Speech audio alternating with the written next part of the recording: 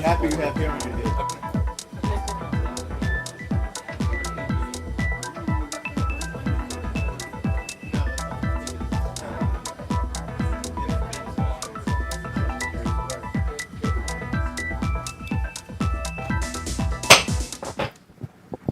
Good evening, everyone, and welcome to the work session for City Council. Happy New Year. Excited to be back and to do the work moving the city forward. First up, we're going to turn over to Mr. Manager to talk about the strategic plan. Good afternoon, Mr. Mayor, members of City Council.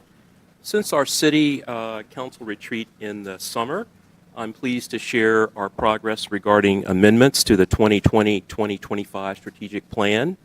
The amendments include enhancements to our strategic priorities and development of a performance management system to align and track progress of key goals, facilitate continuous improvement, and utilize data to make informed decisions.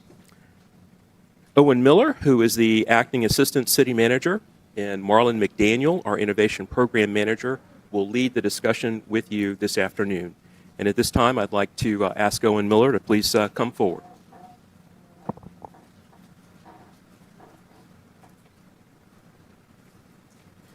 He usually just wants us to run.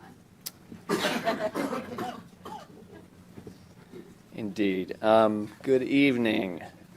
I've got a couple of minutes of remarks. I'll keep it pretty short. I've got before you should be an update for the 2020 to 2025 strategic plan. Feel free to take it and peruse it kind of at your leisure. I'd like to, before I get going, clearly give kudos to our communications department, the graphics team, who did a beautiful job on that update. So just want to thank them for all their work as they pulled that together. I'm going to speak for just a couple minutes on the strategic plan before turning it over to Marlon McDaniel, as the city manager mentioned, to really dive into the heart of the presentation today related to our performance management efforts, at least to date.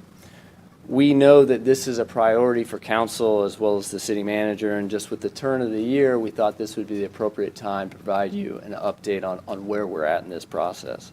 Before I get going, just maybe a little bit of background on the strategic plan, including the prior version right here.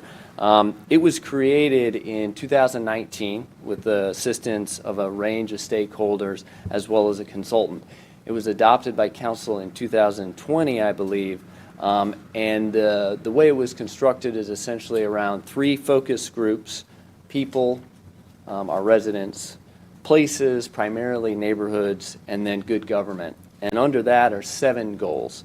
I think these are listed on page 9 of the new version, but essentially, and I'll quickly run through it: health, safety, and well-being; education and learning; opportunity and economic prosperity; fun, entertainment, and culture; welcoming communities and connected neighborhoods; quality government and innovation; and finally, environmental stewardship and sustainability. Under those, there's then a number of objectives, strategies, and then measures of effectiveness. Since its adoption in 2020, we, staff, the organization, have really used it as a guide to the work that we do on a day-to-day basis. I think it's fair to say that we've made, in those 3 years, made good progress towards a number of those goals.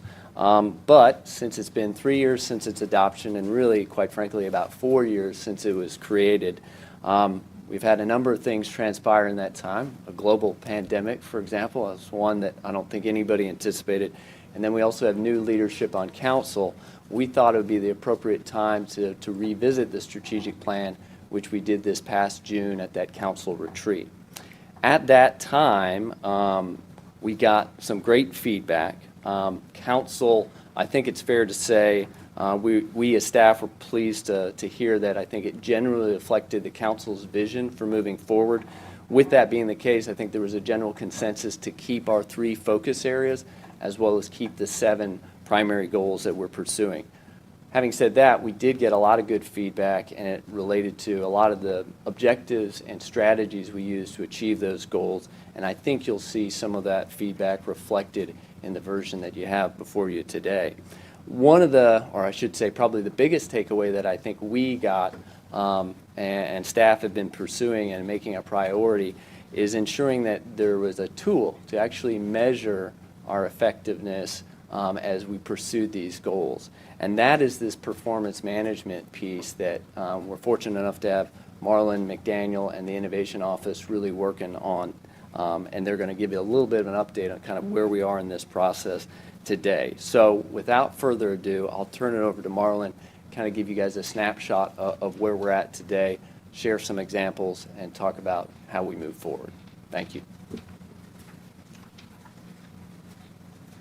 I ran a little bit to get up here quickly. I know your time is very valuable here.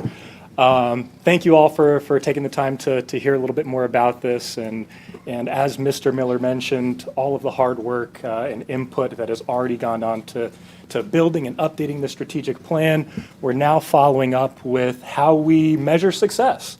How do we know when we're winning? And how do we know when we need to refocus our efforts a bit to achieve the goals that you all set forth for the community? And that's the bulk of what we're going to talk about for this conversation here. However, I'm going to bury that lead for just a bit, since I think this is, you haven't had the opportunity to hear about the Innovation Office, at least at a high level, why we exist, what we do, and how we're here to serve not only our department partners, but also a community. Wanted to, since we have got a captive audience here, take advantage of that and give you a little bit of a rundown here. So Innovation Office, first and foremost, not that I'm biased or anything, but thank you all for prioritizing this and making the investment in looking at how the city continuously improves its services to better serve our community here. So that's really fundamentally why we're here and why we're continuing to mature this office. It's to lead in concert with our department partners improvement of city services by challenging that status quo and finding creative solutions to some of our challenging issues that we face as a community, as a city government.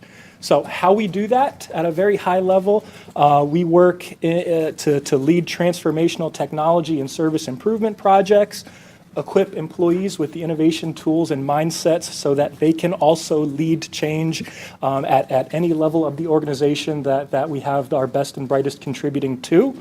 First, I fundamentally believe that innovation doesn't start and stop at the Innovation Office, and there's already a lot of great work happening at the city prior to us, me even getting on board. So we want to serve as a resource to those folks, to those staff that want to up the game a bit more with with the tools, with the best practices, with the Lean Six Sigma, continuous improvement, training and guidance.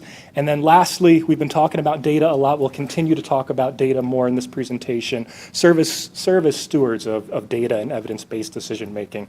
We're collecting a lot of it across our city services, and sometimes it can be a bit cumbersome to figure out how we wield it and how we leverage it to transform all of these lines of information into actionable insights on where we could improve. So that's our role here in supporting our internal customers in achieving the success that they set out to do for the community. Now, I talked about the why and the how. I want to go into a little bit more of the details, specificity on the what. What do we actually deliver? What do we actually do to support? So first and foremost, business analysis and project management. I believe that we should build an innovation office under the guidance, of course, and vision of Mr. Archer and the CMO team. That's full service, that can take ideas from finding what's the best solution to a problem, not the best problem, but finding the best solution to a problem, figuring out how we can pay for it, as well as figuring out how to best implement it and then measure success. So that is a full service office that we're trying to stand up here and mature over the course of time here. So business analysis and project management is keystone one. Identifying those solutions to challenges that we might be facing, as well as implementing them using best practices and standards to deliver within scope, within budget, and on time. Grants and partnerships, second aspect of the Innovation Office, looking at external funding, serving as a resource to survey the marketplace, the philanthropic marketplace, the federal grants marketplace, of which there's, through this administration, a lot of funding available for probably many of the projects that we want to take advantage of, and working with our departments, providing concierge service and going after those opportunities and bringing in the revenue to the city. Research and development. Do you have a team that helps with the grant writing? Yes. Right now, the Innovation Office is staffed by a team of 3, and we are working across these lines of business as we can using the resources that we have to create as much impact and value as possible. So. Have those specifically targeted for grant writing? No.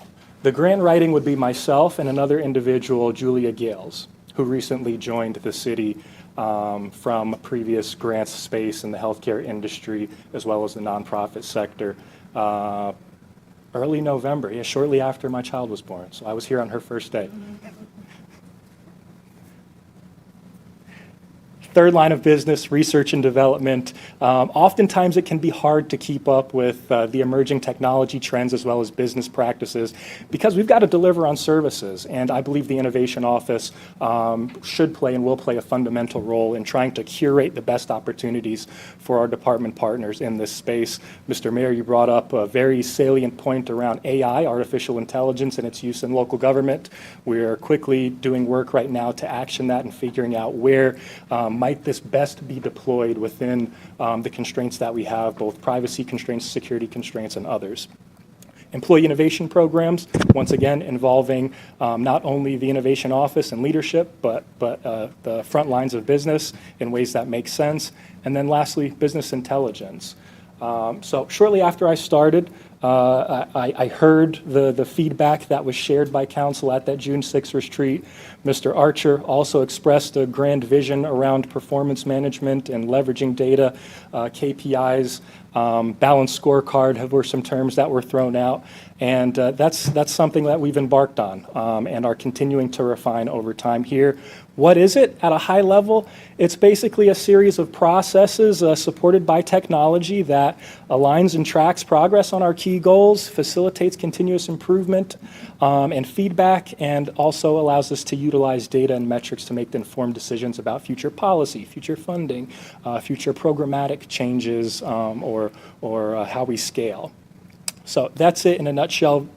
Increasingly becoming more practiced by local governments nationally, although I understand this might be new for Newport News, though. So we're starting at a good point with this 20 to 25 strategic plan. So thank you for having that. That makes life a little bit easy for all of those involved. Why this matters, Mr. Archer already talked about this in his opening remarks. Transparent communications, the public as well as internal staff can see what we've prioritized, how we're making progress, and where the City of Newport News, how the City of Newport News is moving the needle around priorities that matter to council, around health, safety, well-being, fun, entertainment, culture, and many of the other goals that were spelled out in the strategic plan. Strategic alignment and performance evaluation. I won't belabor those points anymore. So going into a bit more details on this program that we're currently building out, and I would like to thank the department leaders that have been participating in this process with us. Many of them are already in this room, and it's certainly been a labor of love. Whether or not they like me or hate me at this point, I won't ask that question. But they're putting in the hard work to get us to this point where we can display measures seamlessly, routinely, and impactfully. So we're structuring this performance management program basically top down, starting with your strategic plan. That's our foundation. Without it, we wouldn't be able to move forward with this. The 3 strategic priority areas, the 7 goals. Within each of those 7 goals, we will then have city KPIs across each of those goals. So think of health, safety, well-being. You'll then have a series of KPIs, whether it's around total crime, shooting homicides, and many others that are being refined right now. Supporting activities. below those city KPIs, you'll have a list of projects and programs that map back to those KPIs, where you can see now the progress being made, milestones, how are programs achieving certain outputs that we've set as targets across the city. So those are those supporting activity performance indicators at that bottom level of this pyramid, the milestones, have we completed phase 1 or phase 2, where are we at, how much funding has been allocated, how much funding has been spent, so on and so forth. So the next few slides, I'm going to show you some tangible screenshots, best way to describe it, of the system that we're working in right now. It's under development. This is a very early draft of it, so measures are currently being refined. Any data that you see in these slides right now shouldn't be used to make any decisions. These still need more work to be done, but these are just intended to be illustrative, so you can see. I know we've been talking about this theoretically. Now's the opportunity to take a look at it. So at that top level where you have your KPIs, that's what this next slide is. So on the left-hand side of the table, you have goals. You'll have the subsequent 6 goals listed underneath this in a technology format that'll be easily accessible. You know, at 2 a.m. when you're thinking about the city and feel like you want to know more about how the city's doing around health, safety, and well-being, you can sign in and take a look. So next to those goals, you'll have measures that map back to it.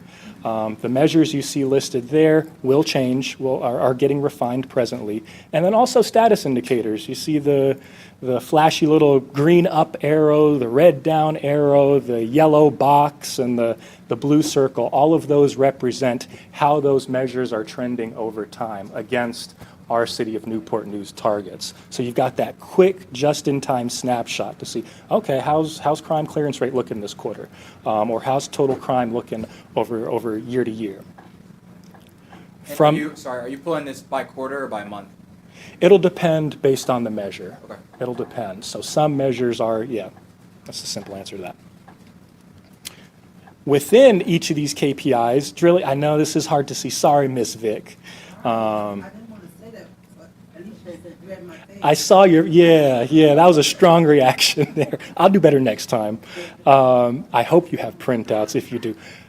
Regardless, not intended to make any decisions off of the text that's in here.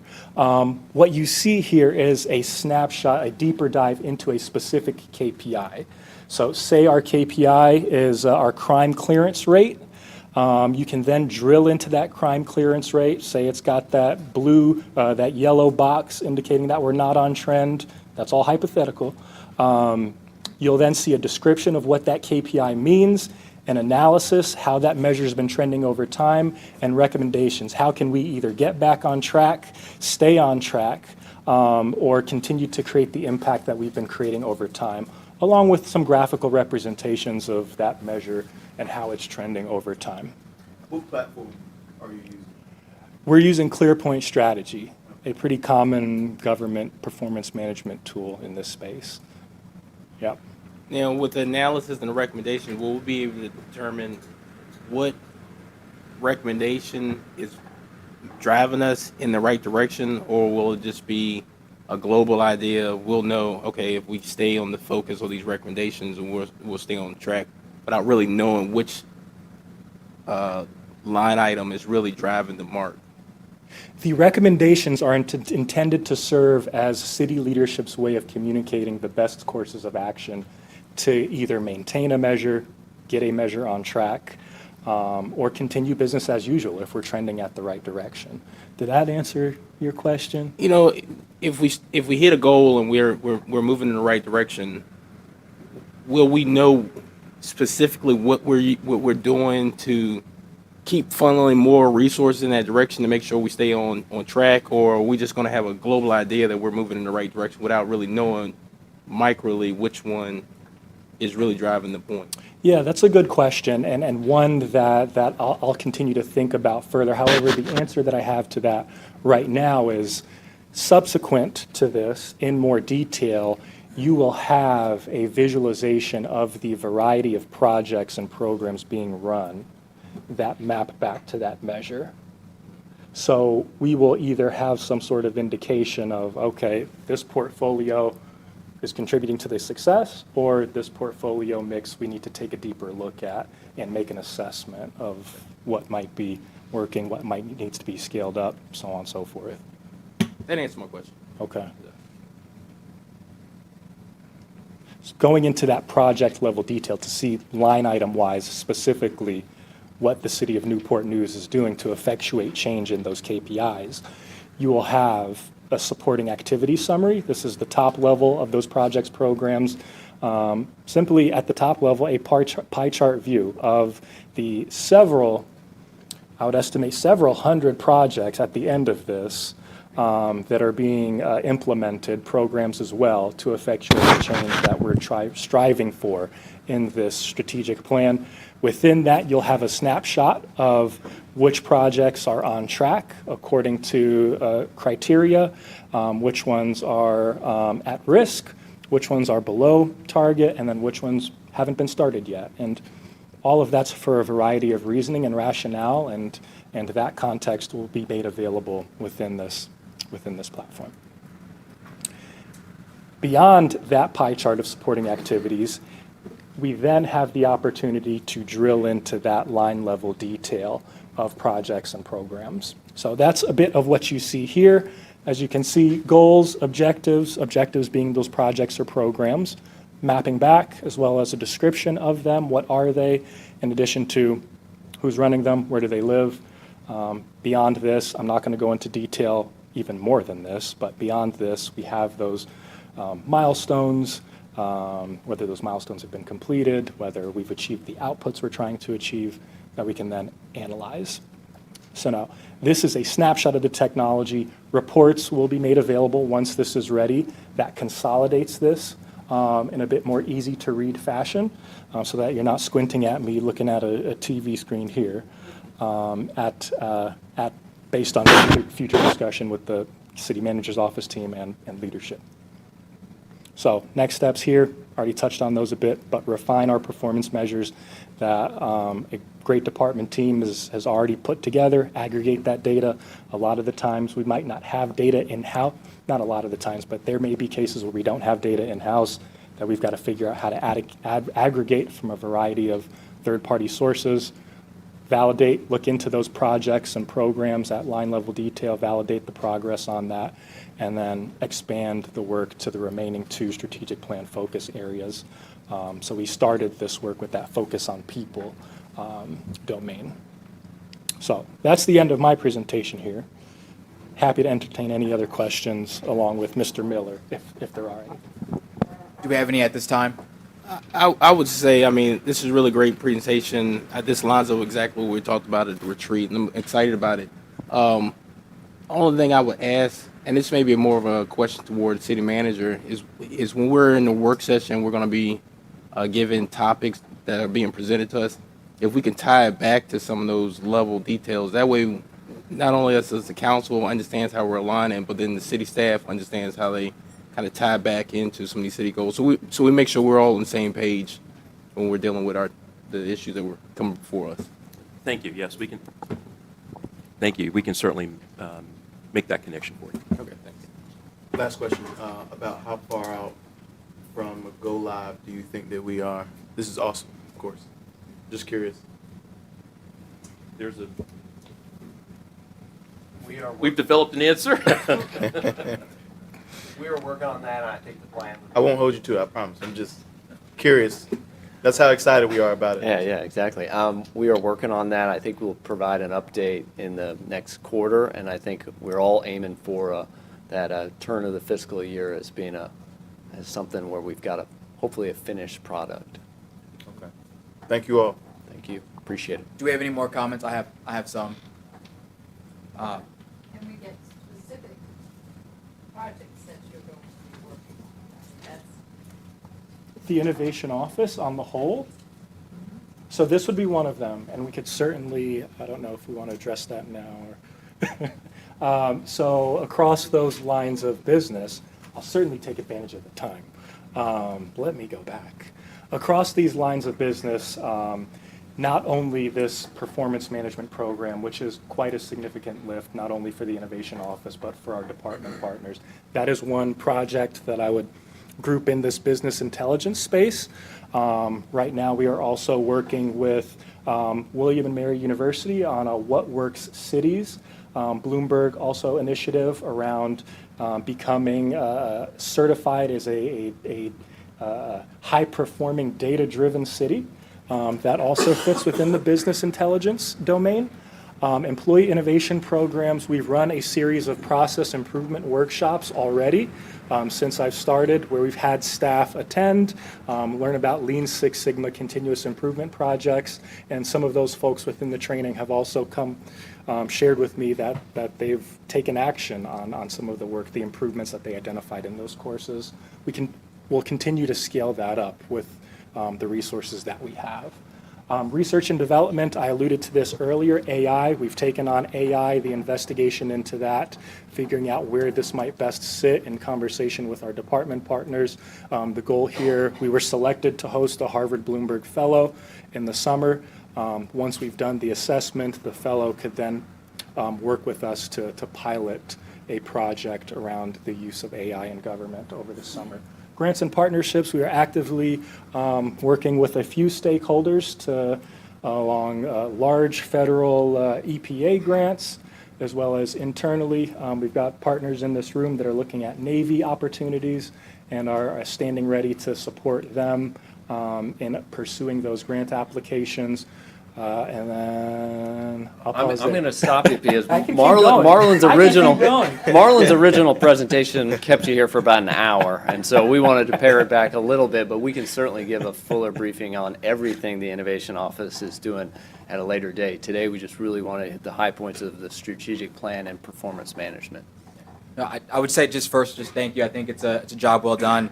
And if council remembers, this was a priority coming in, is that we had already allocated the funds for the office, but we had not filled it. So that was sort of priority number one coming in. So I think it's an amazing job. I think if you look across different cities, you need the data to drive decisions, or else you can put a lot of time into a 5-year or 10-year plan, but it's just going to sit on the shelf for 10 years. And so now this is a way to track where we are across our 5 different categories. You said the magic words. You know, I want to talk about the What Works City certification. So I know we had the suspense we're aiming for this to be sort of live October 1st-ish, right? So 2 things. Number one is, how does that coincide with the What Works City certification? I think that's due around the same time. And then I know we're pushing toward an open data sort of model. We already have a lot of the guts, but we just got to put it together. Do you see this platform working hand in hand with open data, or is it just like how do you see that visibility on the website? The publishing the strategic performance measures publicly certainly checks one of those boxes in the open data criteria within the What Works City certification process. So I think our timing is good with this performance management as well as What Works Cities. What Works Cities looks across a variety of city functions, procurement, open data, data governance, and we've got to meet certain measures. That work will be starting here. We've done the planning and initiation with William and Mary, did the scope of work, figuring out who's going to tackle what and how. That work's going to start in the next 2 weeks. From there, that project will wrap up in the beginning of, at the end of April. I anticipate action items coming from that in order to put us on that trajectory of getting certification. I could be wrong. We could be already ready for it and just get the gold from the outset, but I anticipate action items coming from that. So we'll have the final assessment reported back to us at the end of April. And then from there, it's about tackling those action items that come out of it. Performance management is a significant component of the Bloomberg process, the What Works Cities process. So October 1st is what I appreciate it. Thanks for the hard work on this. I think we're good. Thank you. Solid. I think next up we have comments, ideas, and suggestions. We'll start on this side and go around. Nothing. All right. So I've been working with Terry Francis in the planning department to develop a housing symposium. A goal of the housing symposium is to address all facets of housing for renters, and understand knowledge of understanding rights under the Virginia Residential Landlord and Tenant Act, person seeking purchase, the different type of mortgages out there, credit counseling, down payment assistance programs, persons having trouble paying a rent and or mortgage with housing counseling programs, persons wanting to improve their home with a facade improvement grants, home repair grants, and then seniors wanting to age in place with home care tax deferral programs. Only name a few, because all these programs we have in the city right now. So those ideas that we want to get this information out. Right now, there's no date set. It's something later on being proposed after summertime. Trying to tie it in with the housing study, and this might be our opportunity if we want to talk about some of the findings, some of the actions that we as council want to address, so the public will understand, what we're doing. The idea came around. I think you invited me to a program this past summer with VHDA, and it was a small, Virginia House. It was a real small group, but I saw it as an opportunity for it to be a larger scale and actually address a lot more people in the city, not just the small group that was there. But right now, open for ideas. This is, again, it's really the starting point, this planning stage. Any suggestion on workshops or things that want to be addressed, any concerns that people may be having, community partners and the like. So, Tina and I, some years ago, we went to,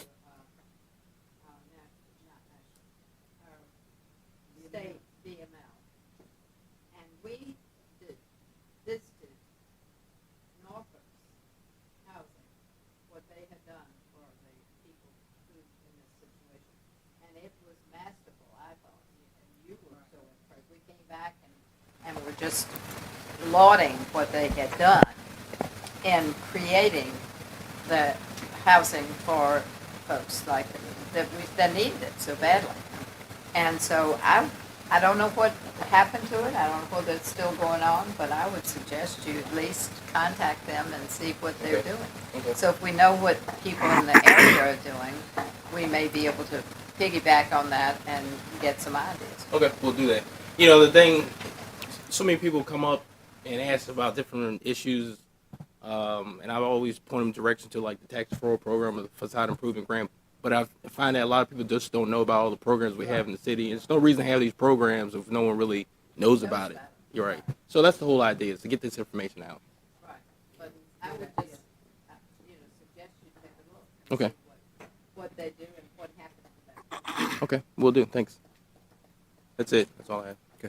We appreciate your work on the housing front, and I think I think mortgage rates, they dropped a little bit, but it's 8% is pretty hard to buy for first-time house. So That's right. we appreciate you putting the information together. I think staff did all the hard work. We just got to make sure people know about it, That's right. and I think it's how we package it. So we appreciate that. Councilman Neely. No comment, sir. Councilman Vic. Nothing. Okay. I just have 3 or 4 things. So I guess 5 things if you reiterate. So I think it's important that we speak to the innovation office. I think that's how we're going to accomplish and implement the goal. So we appreciate the work on that. Hand in hand is going to be open data. And I know that the manager and I have talked about this frequently this week. But in my mind, open data is it's a nomenclature for just ensuring that you have a very transparent data in the city. I think we have different parts and different websites, but we need to put it on like a opendata.newportnews.gov sort of thing. I see it as an action center. And so instead of someone calling the office and saying, where is my permit? Well, you can just log in. You can actually see where the permit is and where it sits, and you can see who owns it. And so open data is a sort of catch-all thing, but it's just a way that we can automate things and say, we've received your request. It's being processed. This is the current status. And I think that's how you're going to cut down on hey, it takes me 130 days to get a license. Well, does it really take that, or is it stuck somewhere, et cetera? So I really see open data as moving the city forward from an internal perspective and capacity setting. The next thing, I know Tina, I'm excited about this. So in a few work sessions, we're going to talk about the summer jobs program and the employment. I know you've been championing that for a long time, so we're bringing it back. I'm not going to steal the manager's thunder, but that's going to be in a few sessions. And I think it's important that once we sort of codify what that looks like, that we all go out and, like Councilman Long said, people are doing the hard work, but how do you tell people about it, right? The wrong answer is, I didn't hear about it, then I think that's on us. And so we'll talk about that. I think that's a priority this year and going forward. The last two items are, I know we're going to enter the budget season. We talked about it at the retreat, and just I talk to the manager frequently, but want to make sure we're all on the same page. Is I want to do things differently, and instead of doing the budget and then having like citizen like sort of post, I think we should do it where the citizens have the chance to say what they would like to see in a budget. And we may not agree on everything, but they get that chance before we do the budget. So we'll still do the before and after, or the after, but we're going to have at least one time where we can have the budget hearings before we do the budget, because I think it's like an inverted process that we're going to fix. And the last thing is, so I know we have about a fifth of the money for ARPA funds that we still have to allocate. I know I went back and I read the minutes. I know there was some discussion maybe 2 years ago about how ARPA funds were allocated and obligated. So we still have some. I'm going to take sort of point on this and just think of some policy stuff. But I would like to bring it to council once I've fleshed out some ideas. I personally think that some of the remaining ARPA funds can go toward gun violence prevention.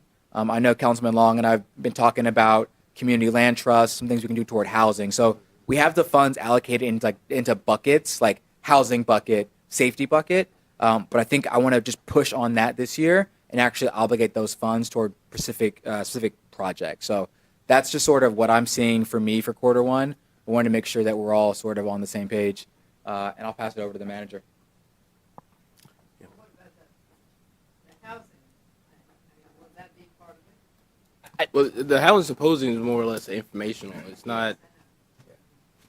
But I meant, use some of those monies to, Oh. to kind of energize that program. Yeah, I mean that could be thought of. I don't know that ARPA money is a large amount, but right now we're in the planning stage. Bringing community partners that may offset some of the costs that we take on, but that's something to think about. Yeah, Something to and, think and about. I'm not trying to rush us using the funds. I think we should really take a sort of public policy stance toward it and say, we put a lot of those ARPA funds. If you remember, we did the Twitch Neighborhood Initiative and we did the Peak Childhood Center. We're like the two main parts of the ARPA funds. We still have 20% of it left.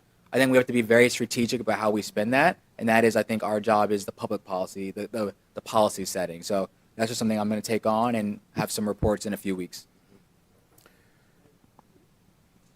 Tied to your discussion on housing, you all may recall that we have a set aside of ARPA funds that have been, placed in reserve to facilitate some type of response to the current situation that we're observing in the community around homelessness. And so we hope to piggyback, obviously, on the recommendations that would be coming forward from the regional homelessness study to be able to help us specifically pinpoint how those dollars could be used to bring forward some solutions for the current homelessness conditions that we're seeing in the community. But I think the mayor's point was simply just to indicate that there might be some other opportunities that we would bring back to you for more discussion. The only comment that I have to share with council this afternoon has to do with some very preliminary planning around a city council retreat. We have been generally talking about the retreat now for a little while. It was really my intention to try to do it before the end of December, but that didn't happen, and so now we have an opportunity to bring it back. And I've had an opportunity to communicate, I think, with everyone except Councilwoman Dr. Woodbury. And so we are holding February the 7th and 8th as target dates for the retreat. And then I will provide you with additional details about location and the supports that I need from council in order to do a good job planning for the event. Thank you. The only thing I would say is that I've been getting a number of ring notices. I've been getting a number of ring notices, and apparently there's some power outages happening right now in the city. So the last one just said that power was out from J. Clyde to Hot Dog King down Jefferson Avenue, including Dresden Drive, and street lights, traffic lights being out. I would imagine with the way the wind's blowing, it's probably going to get worse. So just to let you know. Nothing, sir. Okay. I think now we're going to have Councilman Long take us into a closed meeting. All right. I move that pursuant to Section 2.2-3711A of the Code of Virginia, 1950, as amended, subsections 1 and 3, the council hold a closed meeting for the purpose of 1, the discussion, consideration, or interview of prospective candidates for employment, assignment, appointment, promotion, performance, demotion, salaries, disciplining, or resignation of specific public officers, appointees or employees of any public body, the subject of which is discussion or consideration of prospective candidates for the interim city attorney position, and 3, a discussion or consideration of the acquisition of real property for a public purpose where a discussion in open meeting would adversely affect the bargaining position or negotiation strategy of the city, subject of which is potential acquisition of real property in the central section of the city. Second? Moved and seconded. Please call the roll. Councilman Ely? 4. Councilman Harris? 4. Mayor Jones? 4. Councilman Long? 4. Councilwoman Vitt? 4. Councilwoman Woodbury? Vice Mayor Bethany? 4. Motion carried 7-0. Thank you, everyone.